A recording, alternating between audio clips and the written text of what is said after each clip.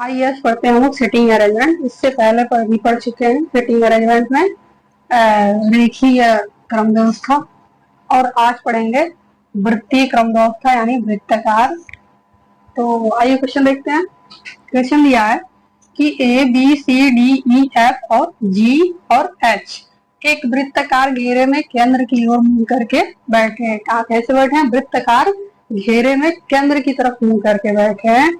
ए जी के दाएं दूसरे स्थान पर है, जो कि बी के दाएं तीसरे स्थान पर बैठा है। अब ऐसे प्रश्न को हल करने के लिए सबसे पहले हम कुछ बिंदुओं का ध्यान देते हैं। जैसे में देखते हैं हम सबसे पहले क्या करेंगे, कैसे बैठे हैं? वृत्ताकार घेरे में बैठे हैं। तो सबसे पहले हम एक वृत्त बना लेंगे।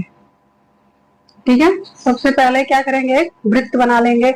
फिर हम देखेंगे कि कितने लोग इसमें बैठे हुए हैं। काउंट करेंगे, 1 2 3 4 5 6 7 और 8 लोग बैठे हुए हैं इसमें। तो 8 लोगों को बैठने के लिए यहाँ पर हम सीट निर्धारित कर लेंगे। 4 हो गए, 6 हो गया,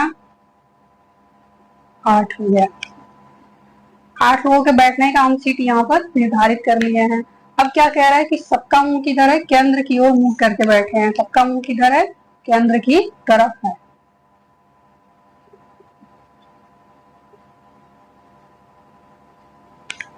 जब सबका मुंह केंद्र की तरफ है, तो जब हम सवाल को हल करेंगे तो हमारा भी मुंह किधर जाएगा? केंद्र की तरफ ही जाएगा। तो सबसे पहले यहाँ हम देख लेंगे राइट और लेफ्ट। जब हमारा भी मुंह केंद्र की तरफ ही जाएगा तो हमें दाएं बाएं और राइट लेफ्ट को लेकर ज्यादा परेशान होने की हमें जरूरत नहीं है। जो हमारा राइट है वही इनका भी राइट होगा, यानी इधर राइट होगा, और हमारा जिधर लेफ्ट है उधर इनका भी लेफ्ट होगा। तो आइए प्रश्न को हल करते हैं। बता रहा है क्या कि एक वृत्ताकार घेरे में केंद्र की ओर मुंह करके बैठे हैं।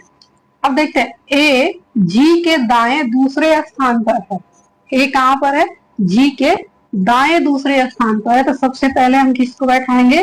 बाद वाले। जब ऐसा प्रश्न दिया है कि ए जी के दाएं दूसरे स्थान पर है, तो सबसे पहले हम किसको रखेंगे? यहाँ पर जी को रखेंगे।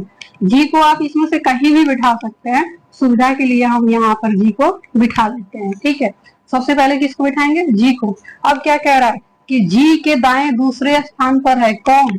ए। जी के दाएं दूसरे स्थान पर है 1 और 2। ठीक है, यहाँ पर हम ए को बिठा लेंगे। इतना तो हमारा हल हो गया। अब क्या कह रहा है कि जो अब यहाँ पर पहला हम ध्यान दिए, पहला पॉइंट राइट और लेफ्ट।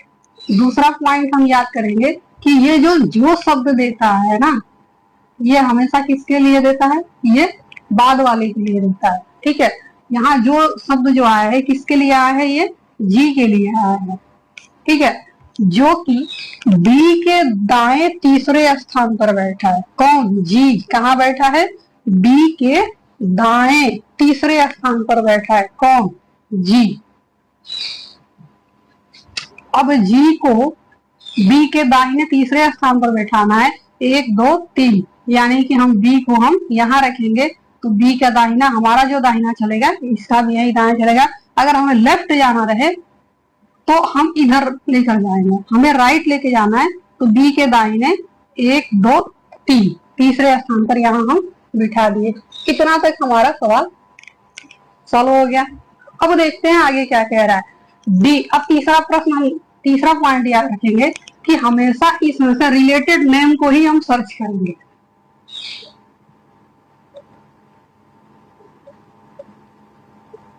रिलेटेड नाम को ही हम सर्च करेंगे। अब देखिए, तभी जाकर के आगे प्रश्न कॉल करेंगे, वरना इस पे टाइम वेस्ट करने से आपके समय की बर्बादी होती रहेगी, सॉल्व हल नहीं हो पाएगा। देखिए क्या कर रहा है, डी एफ के बाएं दूसरा है।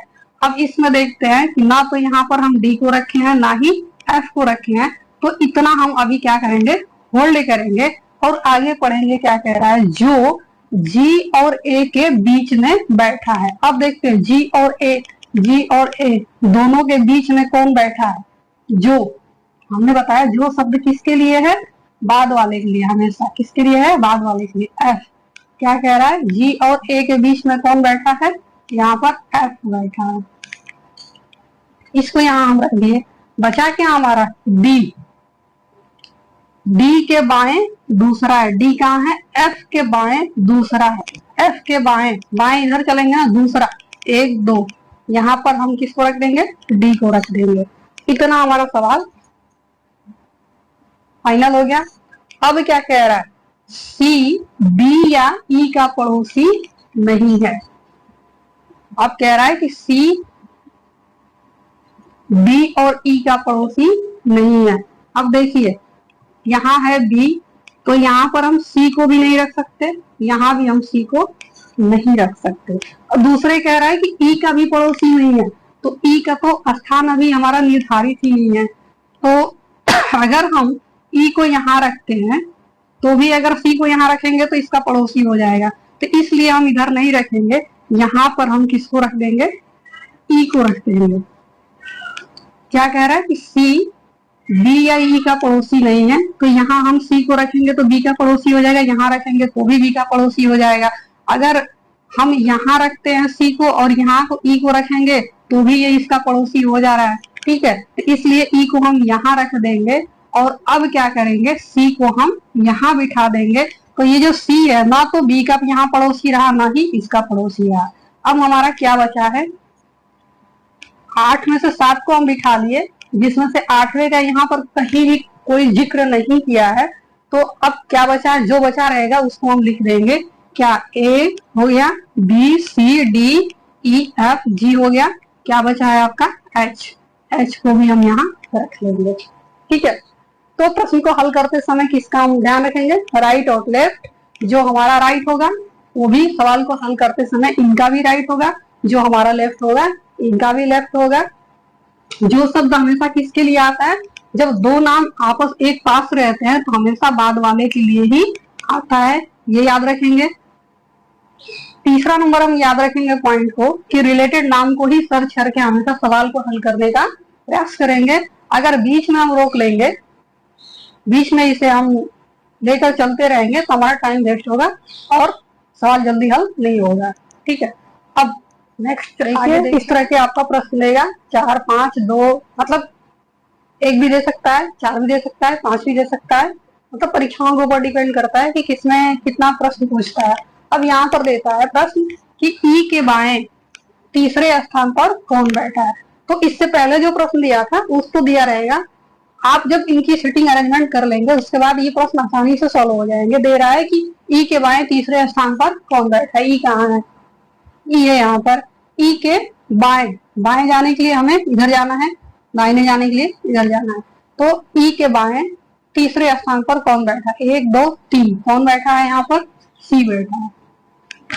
अब क्या दे रहा है, ई के दाएं चौथे स्थान पर कौन बैठा है, ए के दाएं, ए के दाएं, दाएं जाने के लिए इधर जाएंगे, ए के दाएं चौथे स्थान पर।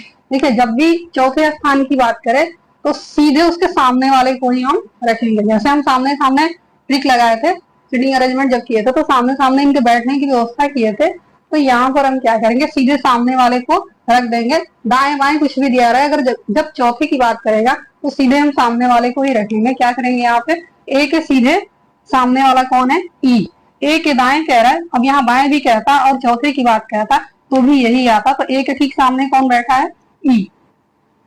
अब यहाँ पर इसको रख दिए, ये सॉल्व हो गया हमारा। अब क्या कह रहा है कि बी के बाएं दूसरे स्थान पर कौन है, बी के बाएं, बी के बाएं जाने के लिए इधर जाएंगे, दूसरे स्थान पूछ रहा है 1 और 2, यहाँ पर बैठा है आपका सी।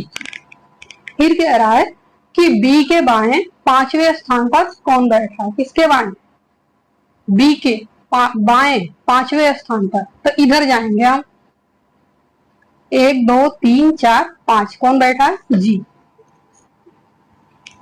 इस तरह से सवाल आपके बड़ी आसानी से सॉल्व हो जाते हैं।